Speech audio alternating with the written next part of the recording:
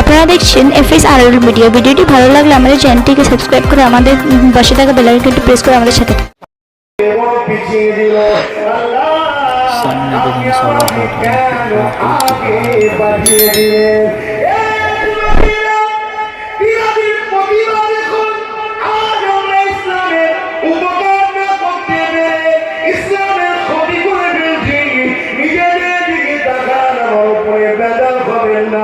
আমার কারোর সঙ্গে কোনো আত্মীয়তাও নাই, কারোর সঙ্গে কোনো ব্যবসার লেনদেনও নাই, কারোর সঙ্গে কোনো সম্পর্ক দুশ্মনীয় নাই।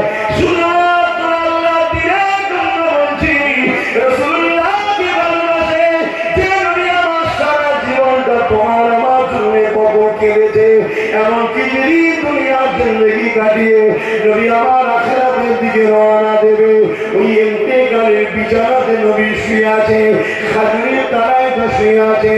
হযরত আজরাইল চলে আসলে আল্লাহ নবী সিনা মোবারকে হাত দিয়ে যখন হাত দিলেন, আল্লাহ নবী বলেছিলেন, ও হযরত আজরাইল, আপনার কি মনে কোনো দয়া ময়া নাই? হযরত আজরাইল বলে, ইয়া রাসূলুল্লাহ, হাবিবাল্লাহ, আমার বিয়াদবি ক্ষমা করে দেবে, আমি কি বিয়াদবি করে ফেললাম? আল্লাহ নবী বললে, হে আজরাইল, তুমি আমার সিনার উপরে কেন পাহাড়কে চাপিয়ে দিয়েছো? হযরত আজরাইল বলেছিলেন, ইয়া রাসূলুল্লাহ, হাবিবাল্লাহ, আমি এত লোকের জান কবজ করেছি, আপনার মধ্যে এত আদব, এত আসামে তার জান কবজ করি।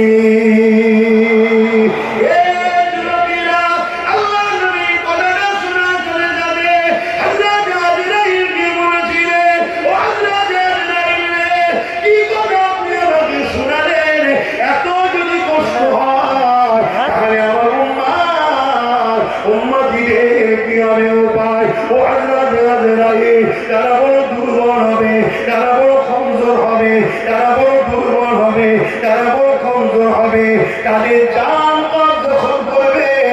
ও হযরত আজরাইল তারা সহ্য করতে পারবে না। আমি রাসূলুল্লাহ আমার সিনাকে মজবুত করে ধরে নিচ্ছি। ও হযরত আজরাইল, আমার সমস্ত উম্মত-উম্মতিরে কষ্টখানা, জান কবজে কষ্টখানা আমি রাসূলুল্লাহ আমার সিনার উপর থেকে উঠিয়ে না। আরে জোরে বলুন সুবহানাল্লাহ।